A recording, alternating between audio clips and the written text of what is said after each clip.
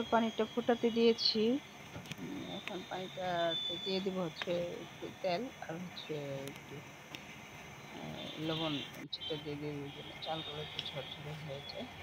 আসসালামু আলাইকুম ভিউয়ার্স, আমি ইসলাম ব্লগ থেকে আপনাদের জন্য আবার একটা ছোট ভিডিও নিয়ে এসেছি। তো আমি এখন হচ্ছে যে আসলে আজকে ইফতারের জন্য জর্দা রান্না করতেছি।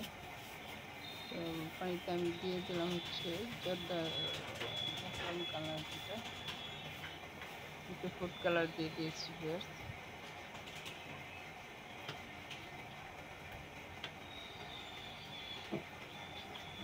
ফুড কালার সাথে একটু জাফরান কালার দিয়ে দিয়েছি গোড়া। বরাবরই জর্দা রান্না করি ভিউয়ার্স, মানে কালারটা ওইভাবে আসে না। মানে এখন কি কালারগুলো নষ্ট হয়ে গেছে নাকি আমারটাই কালার হয় না বুঝি না। কখনো কখনো চট করে কালারটা ভালো চলে আসে, আবার অনেক সময় দেখা যায় যে কালার ভালো আসে না। জর্দার যদি কালার ভালো না আসে আমার দেখতে ভালো লাগে না, খেতেও ভালো লাগে না ভিউয়ার্স। বিকজ জর্দাটা হচ্ছে আমার খুব ফেভারিট একটা জিনিস। আমাদের ফ্যামিলিতে জর্দা সেমাইয়ের চেয়ে জর্দাটা বেশি ফেভারিট।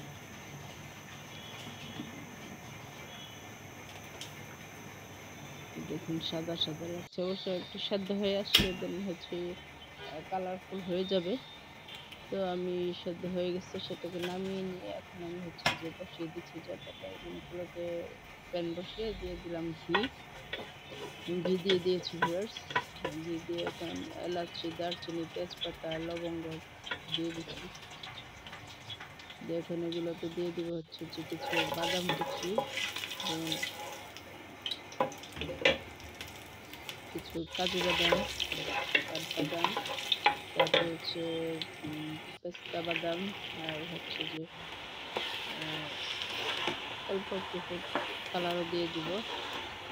দেখুন যে এখানে কালার হয়নি তেমন, তো একটু কালার দিয়ে দিয়েছেন। তারপর চিনি দিয়ে দিয়েছি, যেহেতু চিনিটা গলে আসলে মেল্ট হয়ে আসলে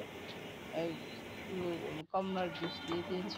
ঠিক আছে, আমি আসলে রাখতে পারিনি, একা একা কাজ করছি তো ক্যামেরাতে ধরে আসলে কমলার জুসটা দিয়ে দিয়েছি। দিয়ে তারপর দেন এটাতে আমি চালগুলো ঢেলে দিয়েছি এবং অল্প পরিমাণে একটু কালার দিয়েছি। তো এই যে সুন্দর একটা কালার এসছে। এরকম জর্দার কালার না আসলে আমার ভালো লাগে না খেতে। হয়ে গেছে, নেড়ে চেড়ে দিয়ে পরে একটু মিডিয়াম হাই হিটে দিয়ে দেন আমি হচ্ছে যে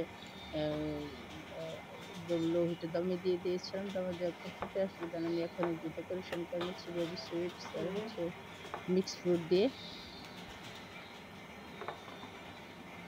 তো মিক্সড ফ্রুটস এগুলা চেরি থাকে এটাতে, সেই মিক্সড ফ্রুট তো এই তো দেখুন হয়ে গেছে ভিউয়ার্স আমার একদম ঝরঝরে জর্দা। আর এখন রোজা আছি তাই খেয়ে দেখাতে পারছি না, বাট অসাম হয়েছে। আল্লাহ হাফেজ।